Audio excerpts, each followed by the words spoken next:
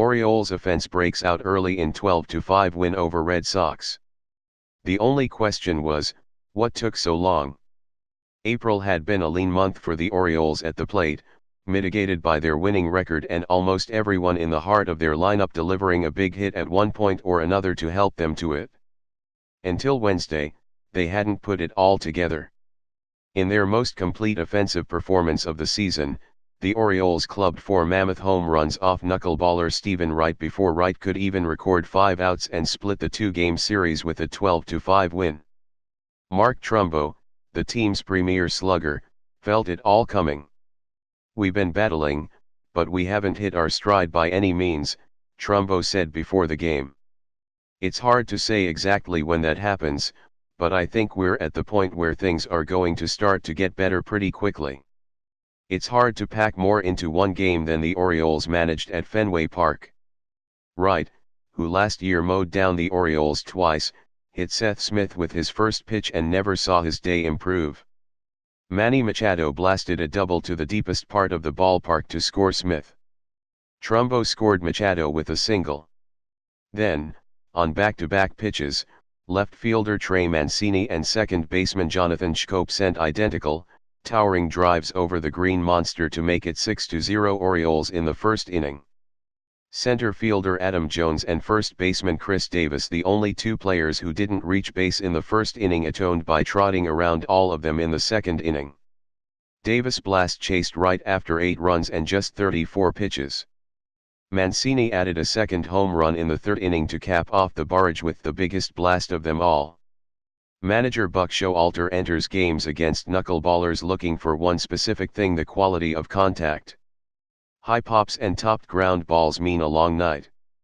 When your men are leaving vapor trails across the Fenway Park sky, it means a short one for the pitcher in question. Off Wright, the Orioles were doing the latter. They hit 7 balls measured by StatCast as harder than 100 miles per hour, including all 4 home runs off him.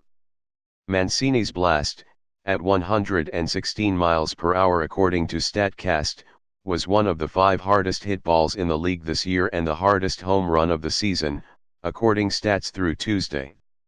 The 14 balls they put in play in the first 3 innings averaged 100.2 miles per hour. When Red Sox manager John Farrell came out for his pitching change in the second inning, he would have been well served warning the fathers on the field to consider their families before stepping in front of a batted ball. In the 7th inning, the Orioles extended their lead with a 2-run double by Castillo and a run-scoring single by Schoop. Their 12 runs and 17 hits were both season highs. Showalter, too, believed before the game an offensive outburst was imminent. "I could tell walking around the locker room today our guys were frustrated about last night," Showalter said. "They were looking forward to getting back out there and getting back to playing the type of baseball we're capable of and have to play." Davis said they played such a sloppy game that they wanted to come out early and erase it. Mancini, who became the first player in club history with 5 home runs in his first 10 games, felt a breakout for the team was due. "I've been watching this team the last few years, ever since I got drafted, and I know if there's a couple of slow offensive games, there's one game where it's just an outpouring of offense, and tonight was the night. The first inning and after that, you just kind of had that feeling. It was one of those nights, and hitting is really contagious. It's an old baseball cliche, but for whatever reason, I don't know if it gives everybody confidence or whatever it is. One guy went up, got a hit, and the next guy came and did the same thing. It was really awesome to be a part of that.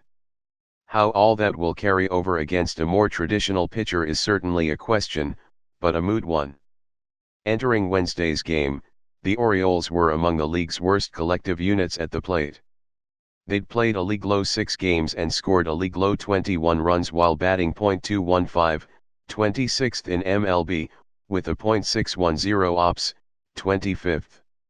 With 5 home runs Wednesday, they doubled their season total to 10. But with 2 home run kings, a prodigious third baseman and the rest of the Orioles' powerful lineup, a showing like this is always a possibility.